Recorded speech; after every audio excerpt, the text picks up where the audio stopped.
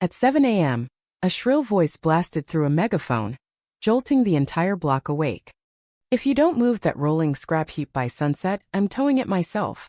There stood Linda, decked out in a lime green tracksuit and oversized sunglasses that oozed petty authority, perched on her lawn like a general rallying her troops. The target of her wrath wasn't just some eyesore. It was broadcasting everything to the county sheriff's office. Every shout, every stomp, every dramatic flourish of Linda's was caught on 3 separate feeds. It all began innocently enough, or so it seemed. 3 days earlier, a sleek, matte black RV had rolled up and parked neatly by the curb next to Lot 42C, near the community mailboxes. No decals, no antennas, nothing to draw attention, just a quiet vehicle with tinted windows and a pair of small military-style, no trespassing signs. Most neighbors barely registered it, but Linda? She spotted it the moment she set out on her 6 a.m. Homeowners Association patrol, clipboard clutched like a weapon. To her, that RV was chaos incarnate, rebellion on wheels, a blatant violation of her meticulously ordered world. She didn't know who owned it. She had no answer. She left a no reply. She called the HOA hotline, which looped back to her own voicemail, nothing. For someone who thrived on fabricated crises like faded fence paint or slightly audible wind chimes, this was a 5-alarm emergency. The RV hadn't budged since it arrived, yet no one had seen a soul come or go. No tire tracks, no cracked doors, not even a hint of exhaust or cooking smells. To Linda, it wasn't just a vehicle, it was a personal affront.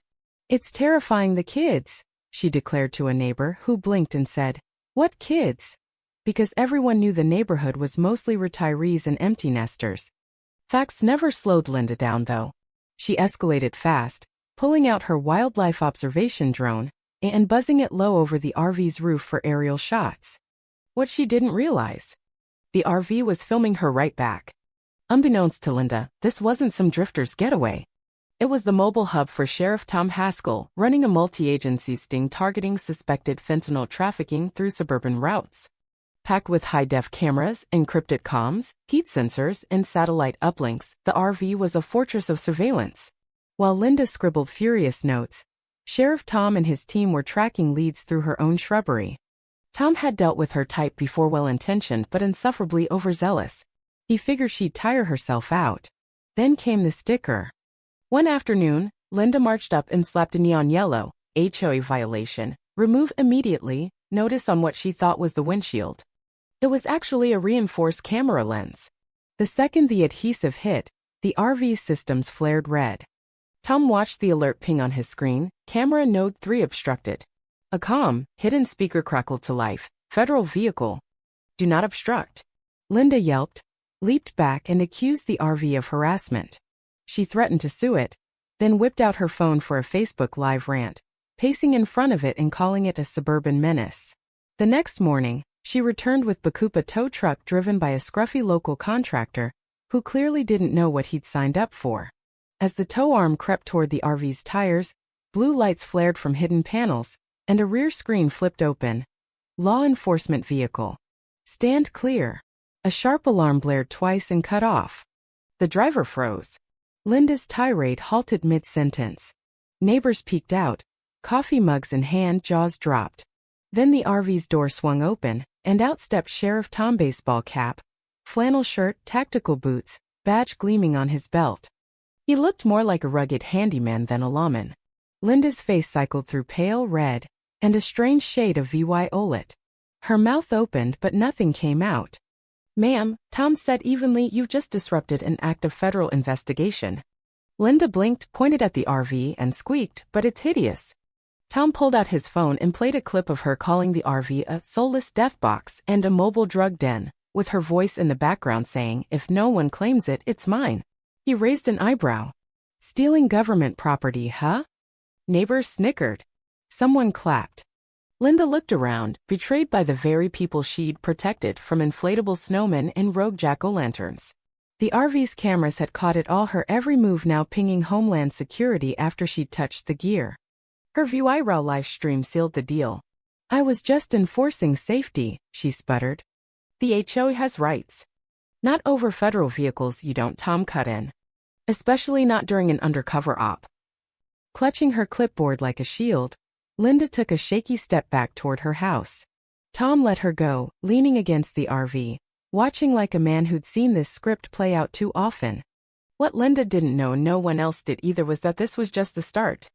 The real target, a man named Vince Moreno, lived 4 houses down.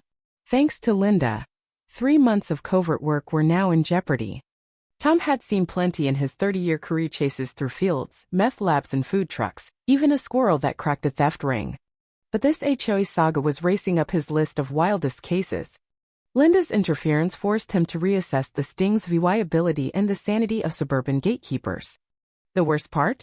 Vince, suspected of laundering cartel cash through fake landscaping gigs, had gone quiet. No more curtain twitches, no deliveries. His house felt too still.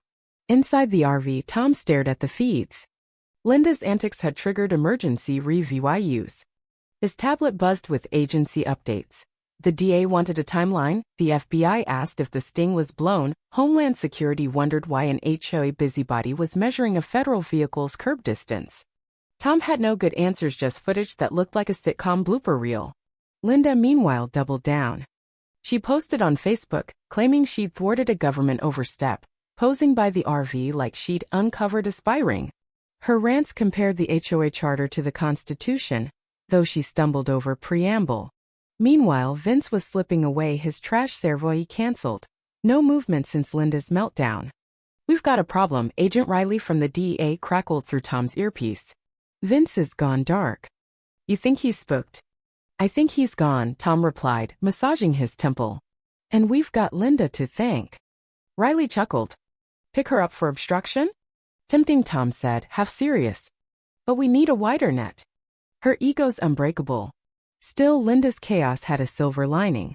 Her HOA reign was now under scrutiny. Turns out, she'd been running it like a fiefdom, fining residents for unwritten rules, funneling community funds into personal projects like a Dula 8000 concrete pelican no one wanted. Her motto? Power unused is power wasted. It got uglier. An ATF analyst found fast-track construction permits with signatures matching Linda's scrawl. She'd forged votes for everything from signs to a security fund that bought sprinklers for her lawn. The HOA's security company, Peakguard, was a sham, no license, just a PO box and a logo that screamed amateur hour. Her patrols? 2 teens in polos cruising in a golf cart with a taped-on light. Oblivious, Linda called an emergency HOA meeting at her house, inviting a local blogger to cover her stand against federal overreach. Her flyer screamed, reclaiming Oak Ridge, defying tyranny. Tom laughed at the irony. That night, he moved the RV across from her house, silent and dark, humming with activity inside. Agents tracked her every word. "Think she'll rant from the roof next?" one asked. "Probably," Tom replied, sipping coffee. Linda's crusade had flipped the script. In trying to enforce order, she'd broken laws. In targeting a threat, she'd become one. And by drawing attention, she'd made herself a lead and a liability in a case far bigger than she'd ever grasped.